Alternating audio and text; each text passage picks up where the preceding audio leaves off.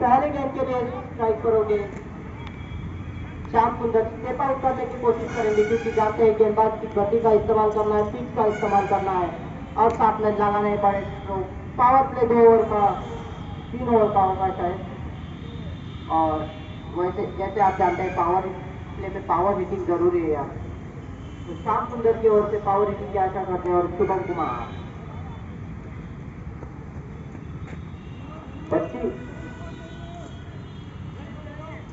भाई राजस्थान की सर ओ जीवन की पट्टी बांध दीजिए। सब लोग अपनी अपनी पट्टी बांध दीजिए भाई साहब।